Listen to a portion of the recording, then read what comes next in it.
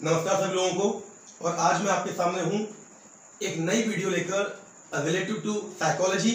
और साइकोलॉजी में आज हमारा कंटेंट है या टॉपिक है इंग्लिश पेडागोजी। इंग्लिश पेडागोजी के लास्ट के 4 वीडियोस जो आपको मिल चुके हैं उनमें एक इंपॉर्टेंट कंटेंट मैं आप तक पहुंचा चुका हूं, आपको मिल चुका है। आज जो हम बात करने वाले हैं, जो लास्ट टाइम पर हमने लैंग्वेज लर्निंग के बारे में पढ़ा था, एक भाषा अधिगम के लिए कौन कौन से स्टेप्स होते हैं, जिनमें मैं आपको एक हल्का मेमोराइज करा दूं, जिसमें आपको जनरलाइजेशन, एडेप्टेशन, ये सारे कंटेंट याद होंगे, सारे टॉपिक आपको याद होंगे और इसको आप बखूबी समझ चुके होंगे। ठीक है, अब आज मैं बात करने वाला हूं एक टीचर के दिमाग में जब वो लैंग्वेज लर्निंग बच्चों को करा रहा होता है, एक नई भाषा सिखा रहा होता है, तो कौन कौन से प्रिंसिपल या कौन कौन से सिद्धांत उसे फॉलो करने चाहिए लैंग्वेज टीचिंग के लिए।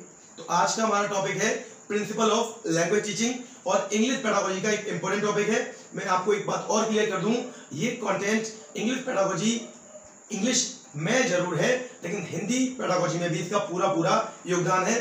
सेम भाषा चेंज होगी पर दोनों कंटेंट इक्वल है, तो ध्यान देना, आपके यहाँ पर दोनों टॉपिक पूरे हो रहे हैं, सीटेट के हिंदी पेडागोजी के भी और इंग्लिश पेडागोजी के भी। तो आज हम बात करने वाले हैं प्रिंसिपल ऑफ लैंग्वेज टीचिंग। कौन कौन से सिद्धांत एक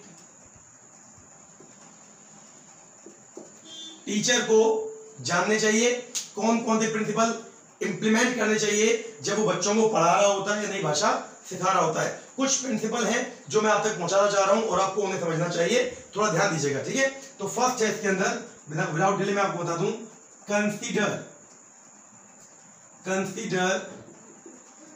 मतलब जब एक टीचर क्लासरूम के अंदर होगा तो उसे क्या करना है, तो कंसीडर द होल पर्सन मतलब ये हुआ कि आप जो इंग्लिश लैंग्वेज या कोई भी अदर लैंग्वेज बच्चे को सिखा रहे हैं, तो आप ये ध्यान रखेंगे आपके यहाँ जो स्टूडेंट हैं, स्टूडेंट्स फ्रॉम डिफरेंट बैकग्राउंड, अलग अलग जगह के हैं वो बच्चे, अलग अलग लैंग्वेज वाले भी हो सकते हैं, बड़ी बात नहीं है, जिनकी नेटिव लैंग्वेज अलग अलग हो, है ना। तो आपका प्रयास क्या है, आपको दिमाग में रखना है कि जब हमारे पास जो स्टूडेंट्स हैं वो डिफरेंट बैकग्राउंड के हैं, तो उनको एक नई भाषा सिखानी है, तो उनकी बारीकी या उनका बेसिक जानना बहुत जरूरी है।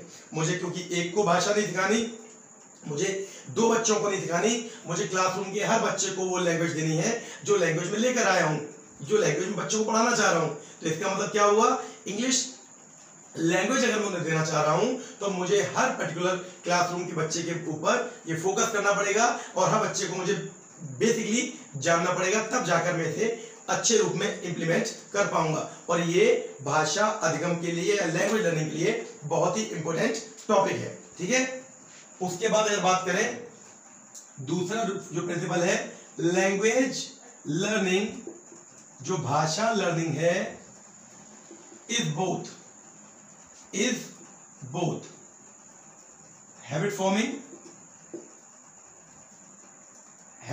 means भाषा लर्निंग आदत बनाती है, हैबिट फॉर्म करती है, हैबिट फॉर्मेशन देती है। उसके अलावा बात करें तो वो बच्चे के अंदर जनरेट करती है यूटिलाइजिंग कैपेसिटी, नई नई चीजें वो कैसे यूज करेगा, एंड ऑल्सो यूटिलाइजिंग, समझने का प्रयास करेंगे। क्लासरूम के अंदर एक टीचर जब बच्चे को लर्निंग एक नई लैंग्वेज देना चाह रहा होता है, तो उसे ये बात दिमाग में रखनी होती है कि बच्चे को वो जो बच्चे को दे रहा है वो बच्चा पहले से चीजों को जानता है, मतलब भाषा का बेसिक चीज बच्चा लेके पैदा हुआ है। नाओम चॉम्स्की ने बताया है कि बच्चा जन्मजात भाषा अर्जन की क्षमता लेकर पैदा होता है। और उसी के अकॉर्डिंग जितने कॉग्निटिव डेवलपमेंट वाले साइकोलॉजिस्ट हुए हैं, जिन्होंने संज्ञानात्मक विकास के बारे में बताया है, जिसमें जीन प्याजे का नाम प्रमुख है, जीन प्याजे ने भी ये कहा था कि बच्चा जन्मजात जो क्षमता लेके पैदा हुआ है, उनको अगर आप उनकी भाषा लर्निंग में यूज करोगे तो लर्निंग इफेक्टिव होगी। मीन आपको ध्यान रखना है नाओम चॉम्स्की को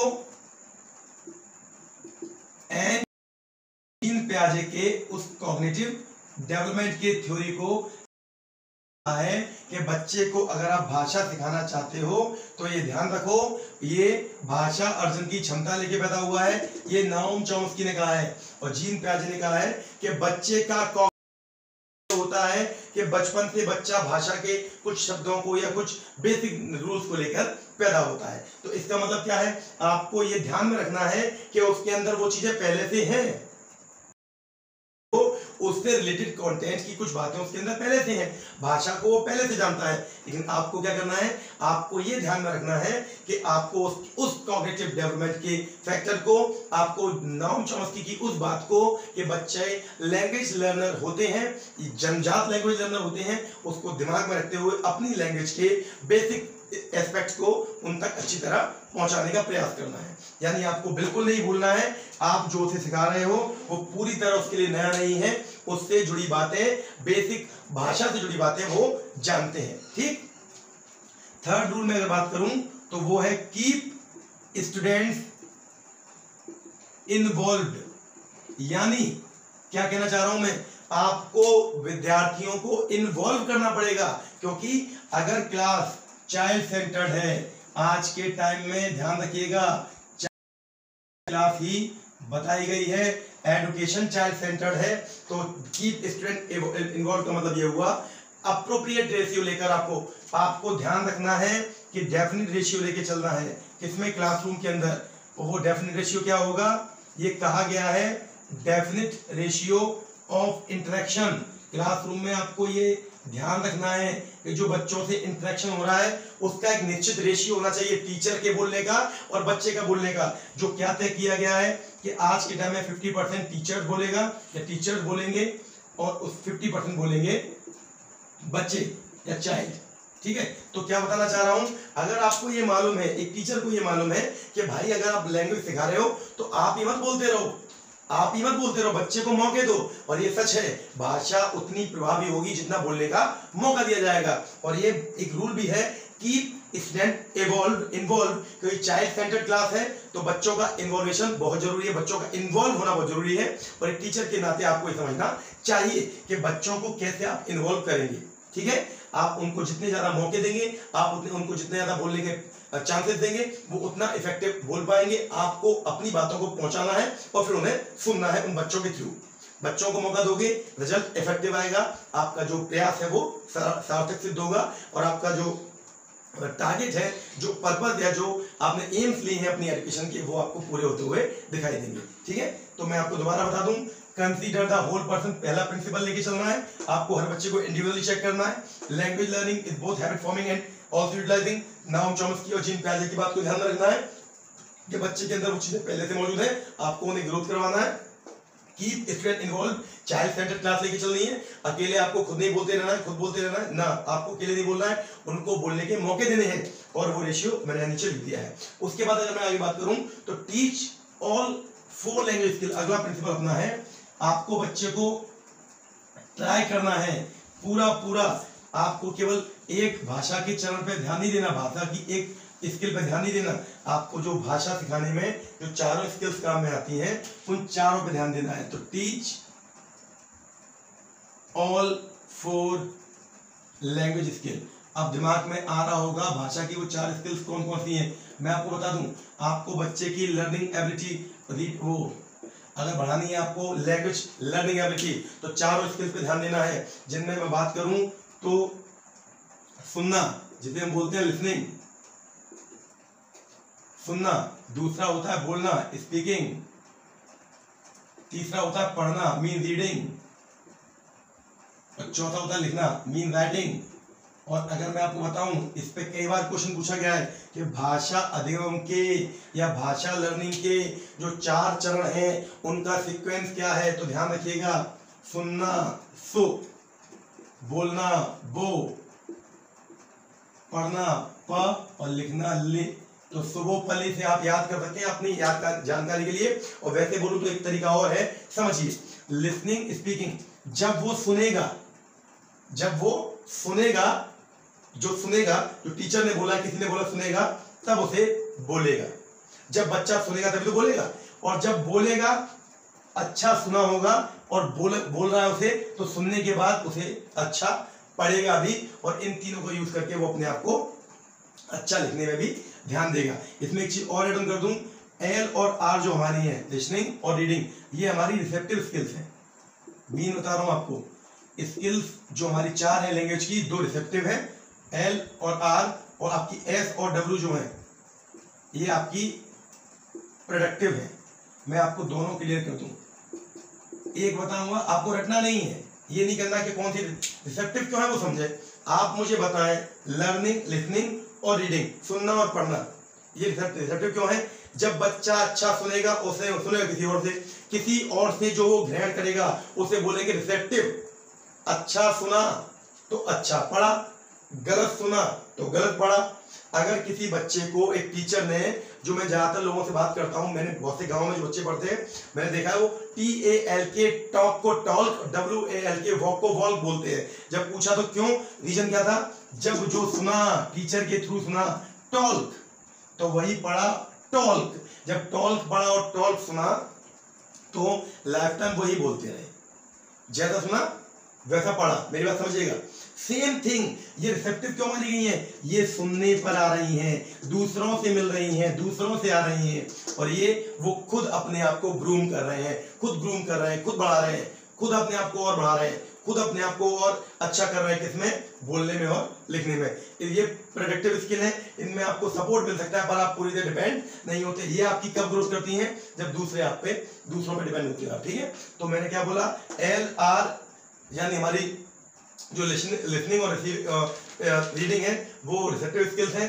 SW यानी ये हमारी प्रोडक्टिव स्किल्स हैं। आई होप कि आपको ये समझ में आ रहा होगा और आना भी चाहिए। ये हमारा अगला जो हमारा प्रिंसिपल है ये है कि बच्चे को आप चारों स्किल्स फिर ध्यान से कराओ और चारों पे फोकस ऐसे करो कि पहले स्टेप बाय स्टेप आप चल पाओ। आप केवल बोलने बोलने बोलने बोलने बोलने फोकस कर रहे हो तो आप उन्हें बोल पा सकते हो, उसका अर्थ ग्रहण नहीं कर पाएंगे, जो बोल रहे हैं उसका समझ नहीं पाएंगे और कभी उन चीजों को आगे पढ़ भी नहीं पाएंगे। बोल तो पा रहे हैं कविता को, पोएम पढ़ तो पा रहे हैं, पोएम बोल पा रहे हैं क्योंकि रट ली है, लेकिन जैसे देखा ना हमने बच्चे, छोटे बच्चे जितने बच्चे होते हैं इंग्लिश की पोएम बोल तो पा रहे हैं लेकिन बुक में पढ़ नहीं पाते। क्यों? क्योंकि चारों स्किल्स पर वर्क नहीं किया गया होता। तो लैंग्वेज लर्निंग का मतलब है आपको चारों स्किल्स पर वर्क करना है टू बी इंग्लिश टीचर। और इंग्लिश स्पीकिंग अगर आप करा रहे हो तो आपको बच्चों की एक स्किल को ना देखकर चारों स्किल को लेकर चल रहा है, तभी आप एक इफेक्टिव टीचर कहलाओगे और तभी आप माने जाओगे।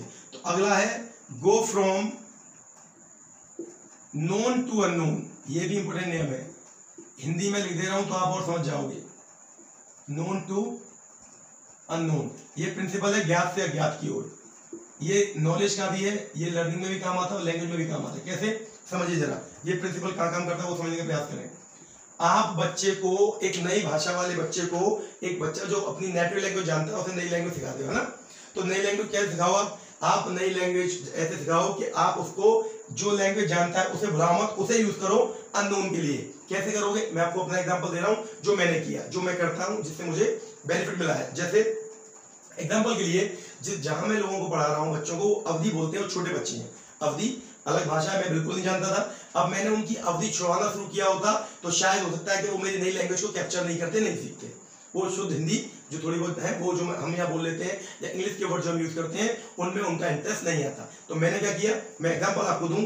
जैसे कि मान लीजिए मैंने पाया कि जो वो लोग व्रत रहते हैं, हमारे यहाँ जिसे व्रत बोलते हैं हिंदी में, जो हम व्रत रहते हैं उसे वहां भूखा रहना बोलते हैं। वो अपना वर्ड है, यही हमारे भारत की संस्कृति है कि अलग अलग भाषा बोली जाती है, तो भूखा रहना बोलते हैं। तो अगर मैं वहां गया, मैं उनसे मिला, तो व्रत रहना और वो भूखा रहना, अगर मैं उसे छुड़वा देता कि आप ऐसे मत बोलो, आप व्रत रहना बोलो और इंग्लिश में फास्ट बोलो, तो शायद कहीं ना कहीं गलत होता और वो मजा नहीं आता, या हमें वो चीज ध्यान नहीं रहती। आज वो जानते हैं कि हम बोलते थे ये सर के यहाँ बोला जाता है व्रत रहना, और जो बाहर के लोग हैं जहाँ भी ये इंग्लिश बोली जाती है वो फास्ट, तो उनको लगता है कि they are familiar with the word, लेकिन अलग तरीके से वर्ड को जानते थे, तरीका अलग था।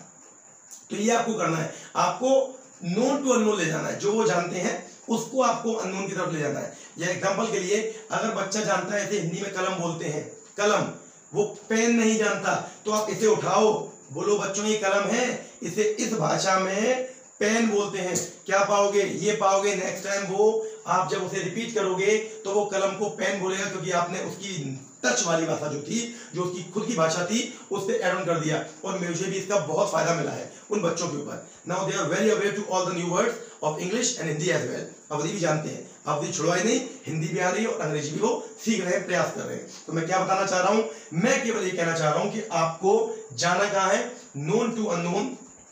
आपको कनेक्ट करना है, रिलेट करना है रिलेट्स नेटिव लैंग्वेज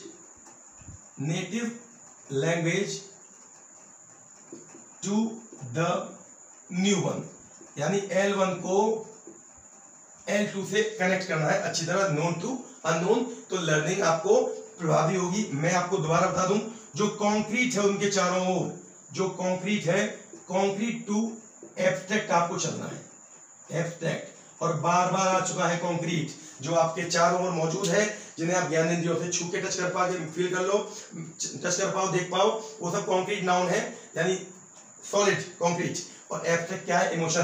तो आप पहले कॉन्क्रीट को बताओ और कॉन्क्रीट से उन्हें एब्स्ट्रैक्ट की तरफ ले जाओ, आप उनकी भाषा को वैल्यू दो और तब उनकी भाषा से उन्हें उस अननोन भाषा के लिए ले जाओ, तो आप सच में पाओगे कि रियल में उनकी लर्निंग, उनकी लैंग्वेज लर्निंग प्रभावी हो रही है और आपको भी मजा आ रहा है, क्योंकि आप जब मेहनत कर रहे हो तो उसका रिजल्ट भी दिखाई देना चाहिए। Got it?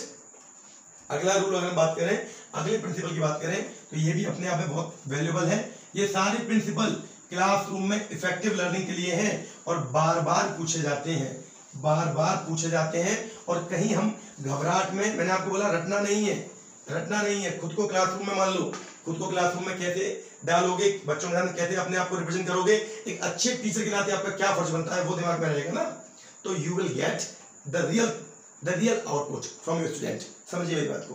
Teach only one thing at a time, अगला प्रिंसिपल है, teach only one thing at a time. मतलब मैंने क्या देखा है, आप बच्चों को कोई नई कंडीशन सिखा रहे हो या ग्रामर का कोई नया रूल सिखा रहे हो, तो मेरे प्यारे जितने भी लोग वीडियो देख रहे हैं वो समझें, आप ग्रामर का नया रूल सिखा रहे हो तो फर्ज बनता है वोकैब नई मत यूज करो, वोकैब वही चलने दो पुरानी जो वो जानते हैं। अब आप कहोगे नई वोकैब कैसे सीखेंगे? यहां आप नई वोकैब के चक्कर में नई कंडीशन या नई ग्रामेटिकल रूल नहीं सिखा पाओगे। मैं दोबारा बता दूं, if you are teaching them new grammatical rule with old vocab, rule आपका नया है, वोकैब पुरानी है, तो आप उस नियम को जब समझा दोगे तो नियम में फिर आपको नई आप या नई ग्रामेटिकल रूल और पैटर्न जो भी है, फिर नई वोकैब बाद में यूज करते जाओ। एक बार बेस समझ में आ जाए उनके, आप इंग्लिश स्पीकिंग की कोई नई कंडीशन बच्चों को पढ़ा रहे हो, आप बच्चों को नई कंडीशन बता रहे हो बोलने की, कोई भी नई कंडीशन बता रहे हो, तो उस कंडीशन में क्या ट्राई करो, एक सजेशन है, आप ट्राई करो पुरानी वोकैब जब बच्चों उस कंडीशन में इंप्लीमेंट कर दें, तब जब वो नई कंडीशन को अपने अंदर समाहित कर लें, जब वो समझना शुरू कर दें, अब आप धीमे धीमे का दिन नई वोकैब ऐड करो, तो क्या समझोगे, आपको लगेगा कि नई कंडीशन आ गई पुरानी वोकैब के साथ और नई वोकैब भी उस नई कंडीशन में आगे चलकर ऐड हो गई। अगर एक टाइम पर आप दोनों चीज ट्राई करोगे, कंडीशन भी नहीं ट्राई करोगे और वोकैब भी नहीं ट्राई करोगे, तो बिलीव करो आप कहीं ना कहीं उनको वो जो मिलना चाहिए वो नहीं दे पा रहे हो। और आप कितने भी अच्छे टीचर हो, आप कितनी भी अच्छी तरह पढ़ा रहे हो, 2-3 बातें एक बार में पहुंचाओगे नहीं पहुंच पाएंगी।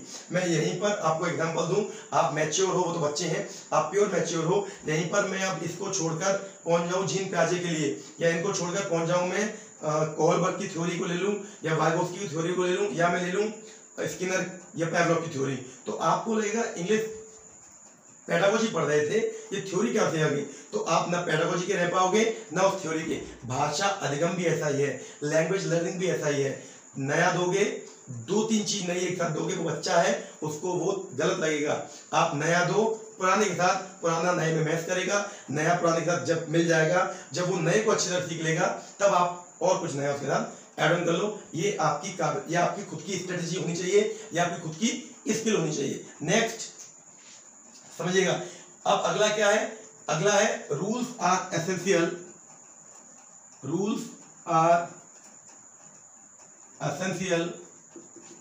ये रूल प्रिंसिपल है इन लैंग्वेज लर्निंग। अगर आप भाषा का अधिगम बच्चों को करा रहे हो तो आपको रूल्स बनाने हैं, आपको कुछ नियम लेके चलने हैं, और वो आपके खुद के विवेक के ऊपर है। रूल्स बोले तो मैं आपको नई भाषा सिखाऊंगा, L1 जो आपकी खुद की है, मैं अपनी L2 को उससे मर्ज करूंगा, यानी आपकी L1 को भुलाऊंगा नहीं, ये आपकी अदर लैंग्वेज है L2। मैं L1 को छुड़वाऊंगा नहीं, और L1 L2 आपको दे दूंगा, ये आपकी उनकी नेटिव लैंग्वेज है ना, नेटिव L1। तो आपको क्या करना है, कुछ ऐसा तरीका अपनाना है, कुछ ऐसा नियम अपनाना है कि ये छूटे ना और वो सीख जाए। मैंने आपको बताया वो आपकी स्ट्रेटजी है, वो आपका खुद का सोचना है कि आप किस तरीके से बच्चे को ऐसी लर्निंग दोगे। रूल्स क्यों बनाने हैं, रूल्स इसलिए बनाने हैं क्या चीज पहले देनी है, कितनी देनी है, कहीं नई भाषा में इतनी ना पढ़ा दें कि उनको मजा ही ना आए, नई भाषा में उसमें इनका इंटरेस्ट कैसे जनरेट करें, कैसे उनको उस नई चीज के लिए अपने पास लेके आए, ये सब एक टीचर को सोचना होता है। क्लासरूम के अंदर जाकर अगर आप चालू हो जाओगे, हाँ भैया लिखें पहली कंडीशन शुरू करते हैं, आज हम पढ़ेंगे प्रेजेंट कंडीशन जो काम, तो उनको वो चीज आप दे रहे हो लेकिन सब नहीं ले पा रहे ना। मैंने तमाम बार देखा है कि टीचर्स क्लासरूम के अंदर बेस्ट देते हैं, कंटेंट बेस्ट होता है, उनकी काबिलियत पर कोई शक नहीं होता, पर वो रिजल्ट अच्छा ओरिएंट नहीं कर पाते। बच्चों से पूछा जाए तो 35 की क्लास में 10 बच्चे जवाब दे पा रहे होते हैं, 25 बच्चे चुप रहते हैं। वो 25 बच्चे चुप क्यों रहते हैं, क्योंकि टीचर को यही नहीं पता होता उस समय कि जब वो क्लासरूम में होता है, बच्चों से इंटरेक्शन कर रहा होता है, तो उन 25 को मैं क्या दूं, क्योंकि वो 10 बच्चे जो सीख रहे हैं वो तो सीख ही रहे हैं, आपको 35 को लेके चलना है। तो दिमाग में याद रखेंगे, कुछ ऐसे नियम बनाएंगे कि पुरानी लैंग्वेज छूटे ना, नई भूले ना, नया नियम आ जाए पुरानी के साथ। ये आपकी खुद की विवेक और खुद के स्ट्रेटजी के ऊपर डिपेंड करता है, आप बच्चे को क्या देने वाले हो। ठीक है, नेक्स्ट प्रिंसिपल की बात करूं, ये सारे प्रिंसिपल एक इफेक्टिव लैंग्वेज लर्नर के लिए बहुत जरूरी हैं। मैं बार बार आपको बताना चाह रहा हूं, मैं बार बार ये समझाना चाह रहा हूं कि सीटेट को और अच्छा और इजी बनाएंगे। बच्चों को इंग्लिश पेडागोजी में मैं गारंटी दे रहा हूं, ये मुझे बच्चों को मैं देख रहा हूं, मैंने रेशियो लोगों से बातचीत की है बच्चों को, तो ये पाया है 30 नंबर की इंग्लिश पेडागोजी, 15 नंबर का पैसेज, 15 नंबर के पेडागोजी से रिलेटेड क्वेश्चन, 12-14 नंबर हाईएस्ट, और लोएस्ट में 2-3 तक आए बच्चों के। तो वो लोएस्ट हाईएस्ट 14 वाला जब 25 तक पहुंचेगा तब आप उस एवरेज को टच कर पाओगे जो माइंड में आपने सीटेट को लेके सोचा होगा। सीटेट आसान टेस्ट नहीं है, सीटेट आसान टेस्ट होता तो 12-14 लाख में से 1-1.5 लाख बच्चा पास नहीं हो रहा होता। 2011 में मैं आपको बता दूं, 2011 में 0.6% रिजल्ट रहा था सीटेट का, 12 लाख में से बहुत 1,60,000-70,000 बच्चे पास हुए थे।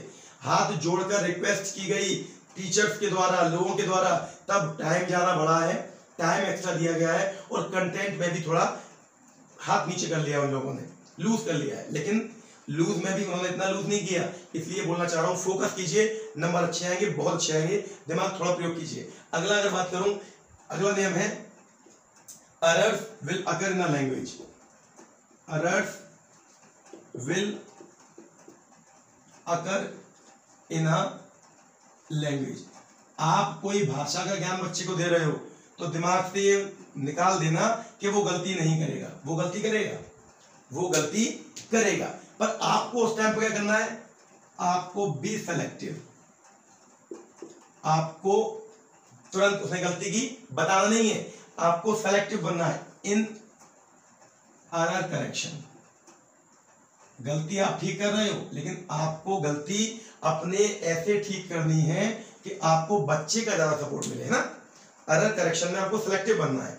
एग्जांपल के लिए, अगर बच्चे को नहीं आप लैंग्वेज सिखा रहे हो, कुछ चीजें वो गलत कर रहा है, मान लो बोल गलत रहा है, वो बोल गलत रहा है, तरीका उसका बोलने का गलत है ना, लेकिन ट्राई कर रहा है ना, ट्राई कर रहा है, तो जब वो ट्राई कर रहा है, तरीका गलत है, तो आप उसके एसेंट को गौर मत कीजिए, उसके प्रोनाउंसिएशन को आप टोक सकते हैं, लेकिन अगर वो कहीं टेंस में थोड़ी बहुत गलती कर रहा है तो आप उसको बार बार मत टोको, आप उसे एक बार हिंट करो और वो अपने आप बोलेगा। कोई वर्ड आपने उसे सिखाया, उस वर्ड की आपने एक बार इंग्लिश पूछ ली और वो उसे ऐसे करके मेमोराइज कर रहा है, तो if he is memorising it तो लेट हिम डू इट, उसे करने दीजिए, और जब वो बताएगा आपको तो उसको वो कभी नहीं भूलने वाला है। हम क्या करते हैं, जब वो मेमोराइज कर रहा होता है, हम टाइम के चक्कर में वो आगे बढ़ जाते हैं, नहीं बैठो अगला बताएगा, तो जो बैठो वाला बच्चा है उसके दिमाग में वो चीज क्या घर कर गई कि अब मुझे शायद नहीं आ पाया, लेकिन जब वो सोच के उसे बोल देगा तो उसे लगेगा कि मेरे माइंड में ऐसी तमाम चीजें हैं जो नीचे बैठी हुई हैं जिनको मैं याद करके बाहर ला सकता हूँ। तो ये बहुत जरूरी है, आपको चूजी बनना है, be selective in error correction. Error में आपको इन्वॉल्व बार बार नहीं होना, आपको ध्यान देना है, बहुत जरूरी है। जो वो बोल रहे हैं वो ज्यादा इंपोर्टेंट है, कैसे बोल रहे हैं उससे। तो what they speak what they speak, वो क्या बोल रहे हैं, is more important than how they speak. मेरी बात समझे मैं क्या बोलना चाह रहा हूं, वो कैसे बोल रहे हैं, let it be. आप ध्यान दीजिए वो क्या बोल रहे हैं वो ज्यादा वैल्यूबल है। क्या वो इंग्लिश को बोल पा रहे हैं, क्या वो इंग्लिश को इंग्लिश की तरह बोल रहे हैं, कैसे बोल रहे हैं, नहीं। वो किस तरह बोल रहे हैं, नहीं। It is not so valuable. वो बात की बात है, टाइम विल चेंज इट, समय के साथ चेंज होगा। आप टोकिए मत, यहां आपको ध्यान देना है। मैं यही गलती करते हैं, सब करते हैं, हम टोक देते हैं, ना ना ना अरे मिस्टेक करके, तो वो मिस्टेक करने दीजिए, एरर नेचुरल है। ये सीटेट में क्वेश्चन पूछा जाता है, हर बार पूछा गया है, क्या गलतियां होना स्वाभाविक है? अगर बच्चा अभी क्लास में गलतियां कर रहा है तो क्या नेचुरल है भाई, नेचुरल है, गलती करेगा और गलती करेगा तभी सीखेगा, ठीक है ना। तो एरर्स आर नेचुरल, ये फोकस रखना है और दिमाग पर ज्यादा जोर न लेते हुए आपको सेलेक्टिव बनना है, करेक्शन करते वक्त ध्यान देना है और तब बच्चे को सपोर्ट करना है जब उसे आपकी इनएक्चुअल नीड हो। करेक्ट। अब अगला नियम है, it is easier to learn a thing correctly first.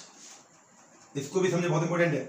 It is easier to learn a thing correctly first time यानी पहली बार में, then have to relearn it,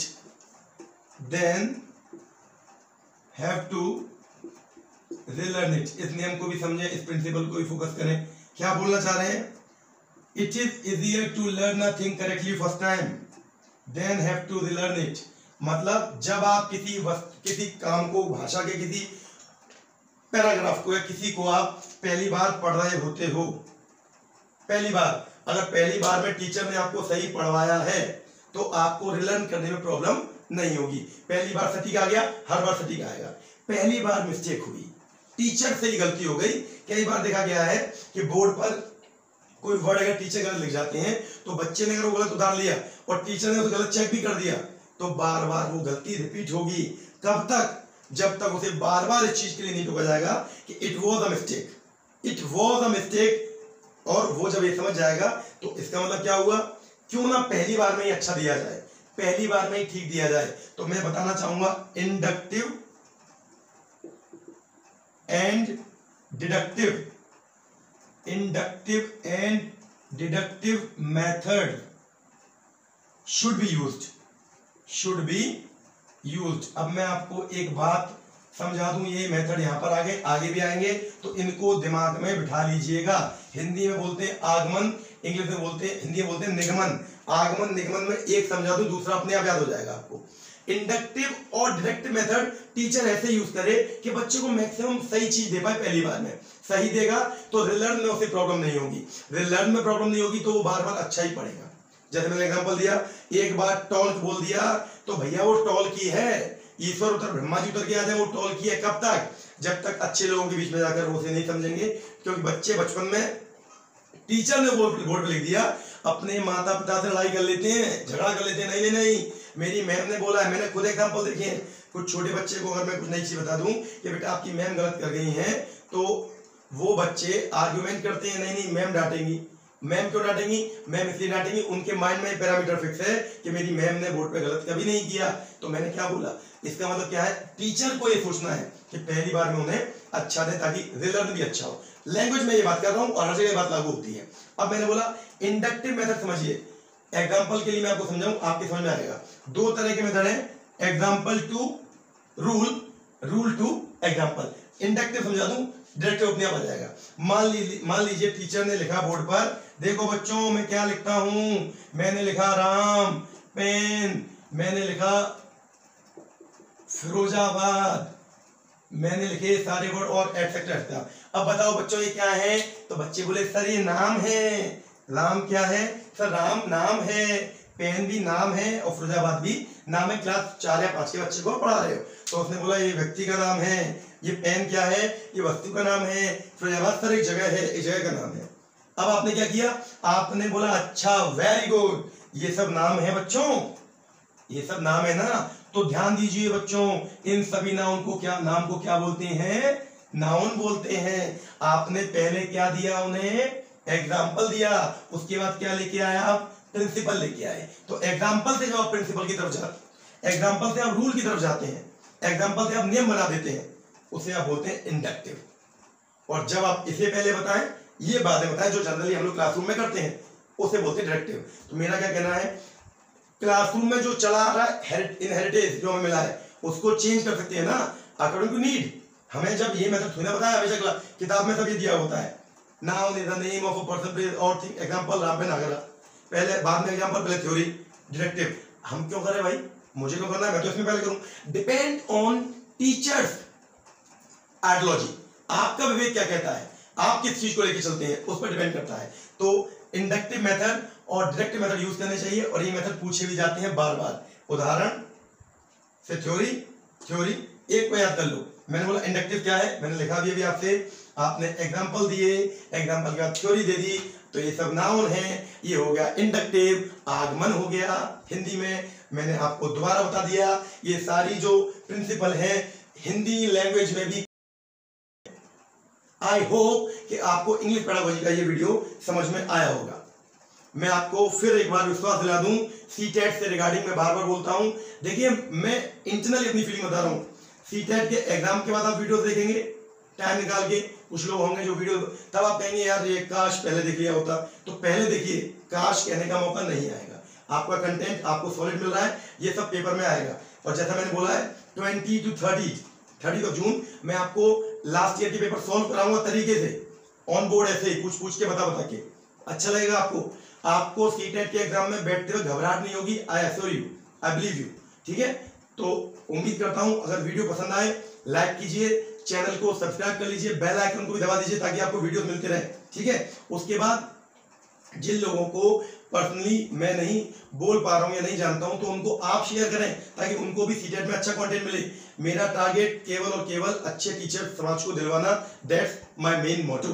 ठीक है, उसके बाद अच्छे तरीके से आपको ऐसे कंटेंट मिलते रहेंगे।